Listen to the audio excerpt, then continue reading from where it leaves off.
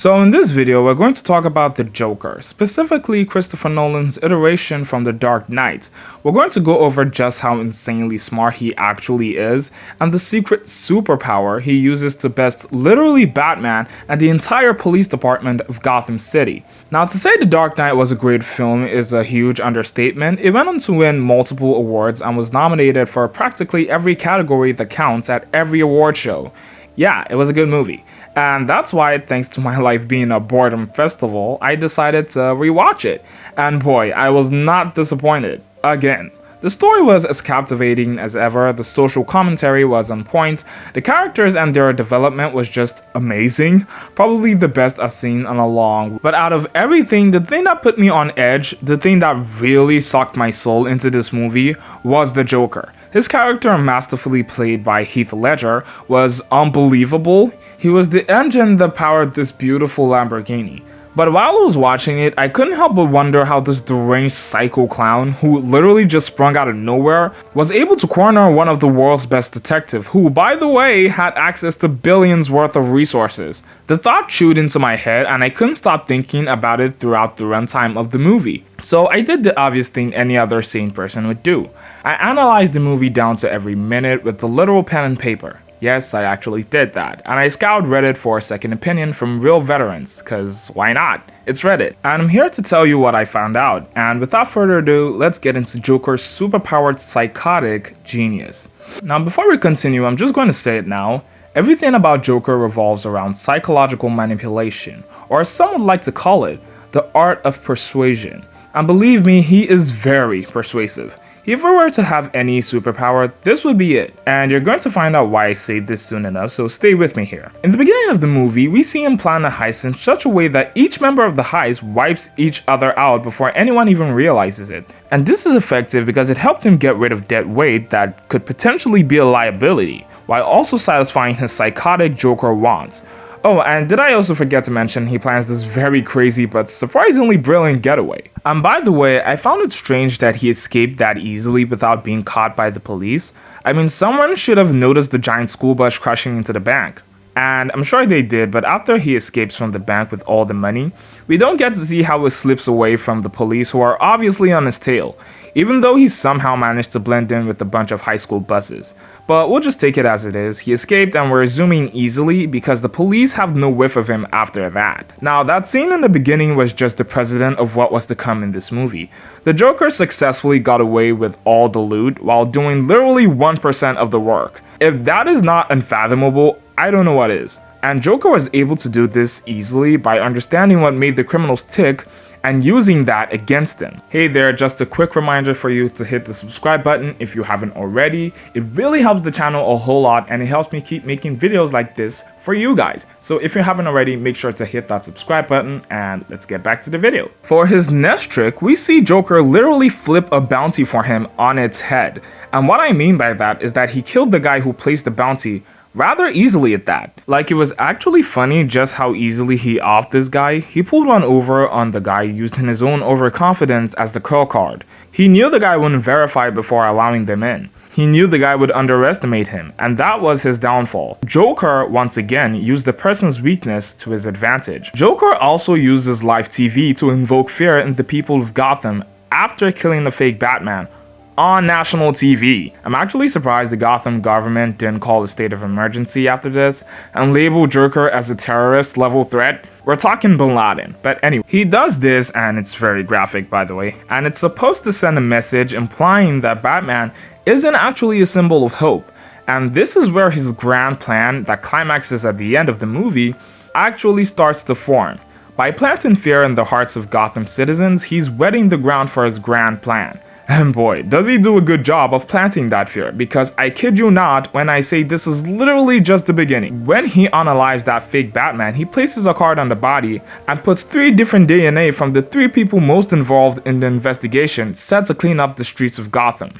Oh yeah, and it's obviously death threats. He plays into this turmoil and chaos really well, and this places them on edge and makes them wary about his next move. This is also effective because in this state of distress, the police department are not able to think in the most logical direction. At the end of the day, we're all humans, and according to general psychology, humans are first emotional beings before logical ones, and Joker is acutely aware of this fact, and that is one major reason he was able to veer the police off his tail for so long. Easily. This is also a tactic commonly used by many truly dangerous terrorists to throw off an investigation and lead the police astray. It was used by ISIS and even the Taliban. There is nothing more terrifying than a guy you literally cannot predict his next move. And frankly, someone you don't even want to know their next move, cause that's even more terrifying somehow.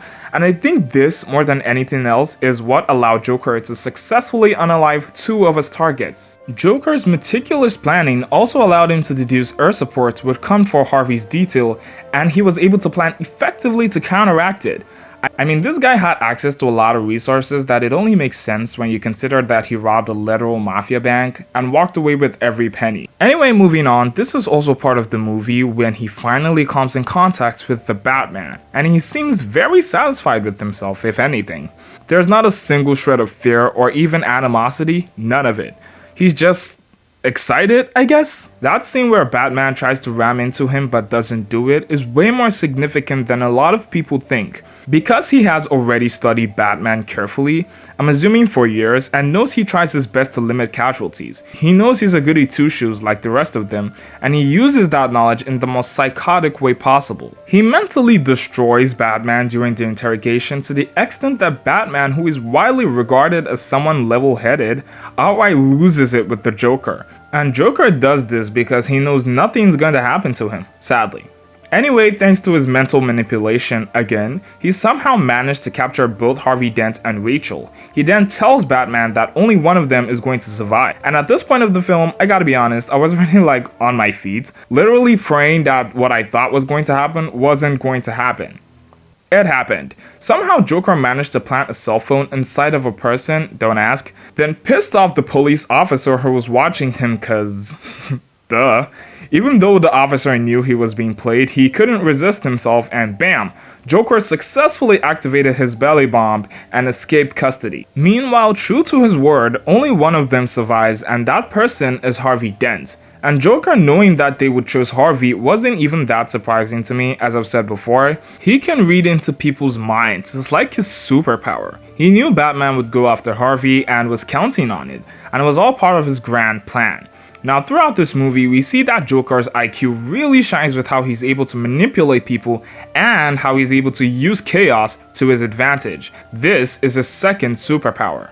By creating chaos, burning his own share of the Maroni money, threatening to explode hospitals if civilians don't kill Reese, and he does this all to prove that at heart, all humans are just as animalistic as he is. Now a lot of people might just conclude this was to get close enough to Harvey Dent so he could use his mental manipulation and turn him into a deranged villain. Like, it's crazy when you even consider the fact that Joker was able to turn the most righteous person in Gotham into a serial killer. But anyway, he went through a lot of trouble. I mean, rigging explosives to the Gotham Central Hospital without anyone noticing is just mind-boggling to me.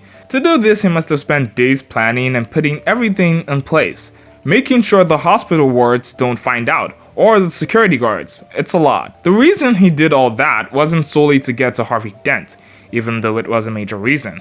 With his level of intellect, he could have easily gotten to Harvey no sweat, but he just had to create a little anarchy cause why not? The thing about Joker is that everyone is too grounded to comprehend his thought process, and that's exactly why he is always one step ahead.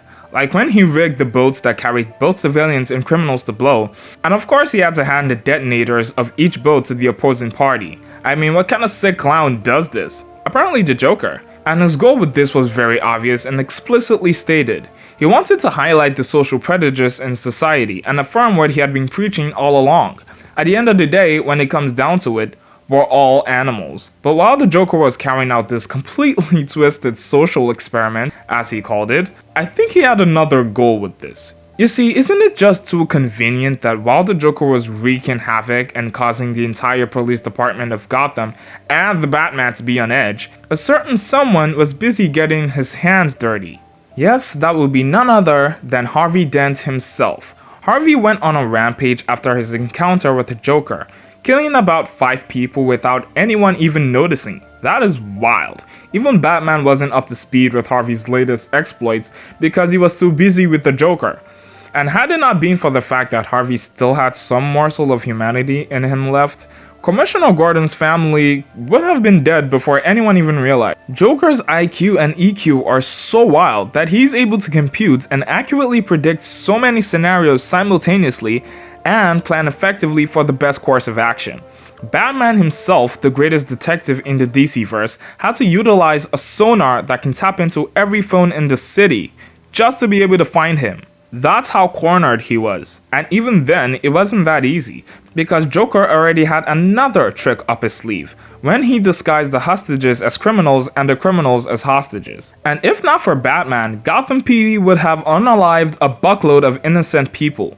Literally the only flaw Joker made throughout this movie was that he was so confident that either one of the boats would blow the other up. And when they didn't, well, his plan to cause chaos fell through to water.